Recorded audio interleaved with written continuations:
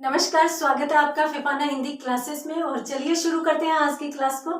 इतिहास की क्लास 5 प्रश्न। तो चलिए आज की क्लास का पहला प्रश्न, पृथ्वीराज रासों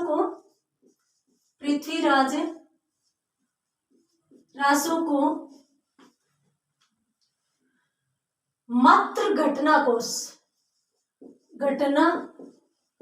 कोश किसने कहा? तो ये हमारा पहला प्रश्न है। और सुखी समाद जो था वो आचार्य हजारी प्रसाद द्विवेदी ने कहा था, और घटना कोश किसने कहा था, ये हमारा आज का प्रश्न है। उसके बाद दूसरा प्रश्न, मोतीलाल मेनारिया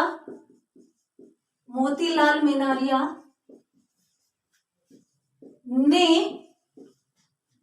पृथ्वीराज रासो ग्रंथ को माना है। अब इस संबंध में जो प्रश्न है वो प्रामाणिकता का प्रश्न है।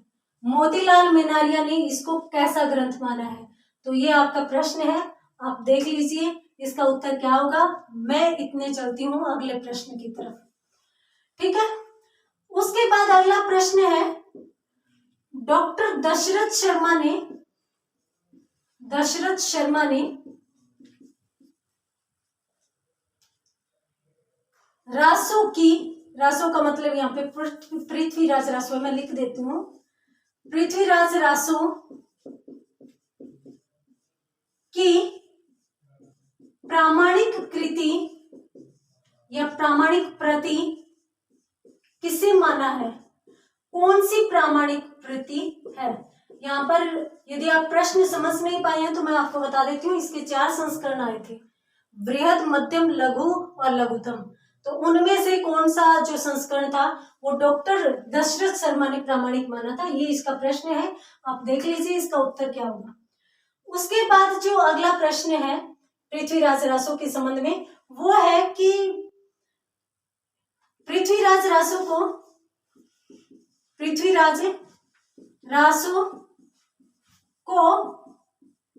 स्वाभाविक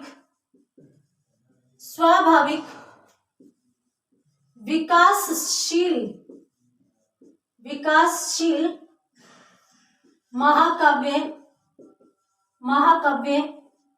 किसने कहा?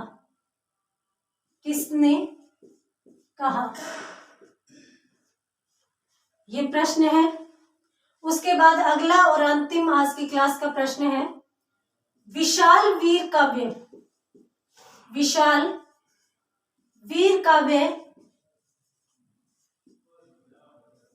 पृथ्वीराज रासो को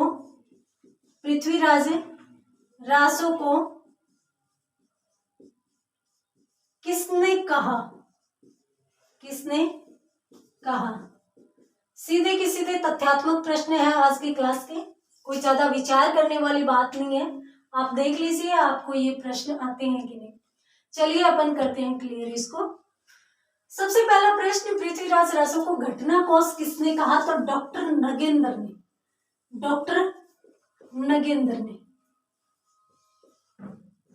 डॉक्टर नगेंद्र का भी हमारे साहित्य इतिहासकार के रूप में महत्वपूर्ण योगदान है। इनका हिंदी साहित्य का इतिहास आता है जो बहुत ही महत्वपूर्ण है, जिसे अगर आप बेसिक तैयारी करना चाहते हैं तो ये बुक ऑथेंटिक मानी जाती है। आप इसके माध्यम से अपना साहित्य का इतिहास बहुत अच्छा कर सकते हैं।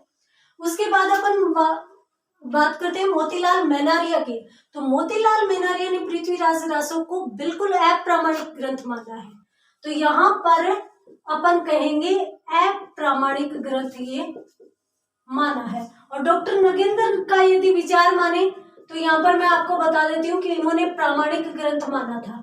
ये कर्नल टोड का सहयोग कर रहे थे और ये डॉक्टर वुलर के साथ थे। तो अप्रामाणिक ग्रंथ किसने माना था? मोतीलाल मेनारिया ने।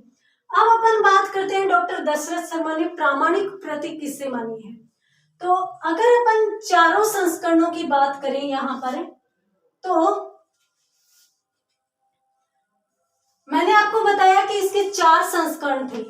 4 संस्करण में पहला जो संस्करण था वो बृहद संस्करण था।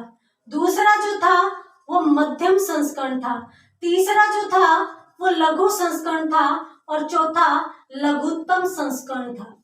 इसके 4 संस्करण थे। इसमें यदि अपन बात करें तो ये सबसे बड़ा था, बृहद था, बड़ा था। इसमें 16,306 पद थे। उसके बाद मध्यम संस्करण में 7,000 पद थे, और उसके बाद लघु संस्करण में 3,500 पद थे, और लघुत्तम में मात्र 1,300 पद थे। 1,300 पद थे। और डॉक्टर दशरथ शर्मा ने इसी को ही मूल रासो माना है। इसी संस्करण को, इसी प्रति को मूल संस्करण माना है। तो यहाँ पर हमारा जो ये प्रश्न है डॉक्टर दशरथ शर्मा का, तो इसका उत्तर हो जाएगा लघुत्तम संस्करण 1,300 पद। यदि अपन बात करें तो जो बृहद संस्करण है, इसकी जो प्रति है वो उदयपुर संग्रहालय में है।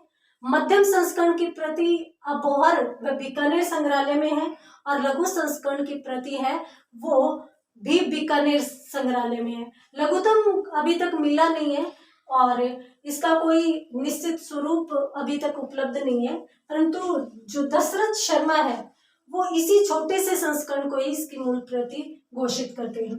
उसके बाद अपन अगले पर आते हैं प्रश्न पर। पृथ्वीराज रासो को स्वाभाविक विकासशील महाकाव्य किसने कहा है? तो स्वाभाविक विकास, अपन किसी फूल को देखते हैं तो फूल है वो स्वाभाविक रूप से विकसित होता है, तो इसलिए स्वाभाविक विकासशील महाकाव्य का जो प्रश्न है इसका उत्तर यहाँ पर हो जाएगा गुलाब राय। गुलाब राय जी ने इसको स्वाभाविक विकासशील। और यदि अपन विशाल वीर काव्य की बात करें तो श्याम सुंदर दास ने भी विशाल वीर काव्य कहा है, और इसके साथ साथ उदय नारायण तिवारी का भी मत था, उदय नारायण तिवारी। तो श्याम सुंदर दास, उदय नारायण तिवारी ने इसको विशाल वीर काव्य कहा है। तो आज की क्लास के महत्वपूर्ण 5 प्रश्न ये हैं। आप स्क्रीनशॉट लेना चाहते हैं तो स्क्रीनशॉट ले लीजिए, और इसमें प्रामाणिकता अप्रामाणिकता ध्यान रखेंगे। इसके बाद ये जो प्रश्न है वो महत्वपूर्ण है, एग्जाम में आया हुआ है। दशरथ शर्मा ने लघुत्तम प्रति को ही मूल रासो माना है। ठीक, तो आज की क्लास में इतना ही। मिलते हैं अगले क्लास में अगले प्रश्नों के साथ। तब तक के लिए धन्यवाद।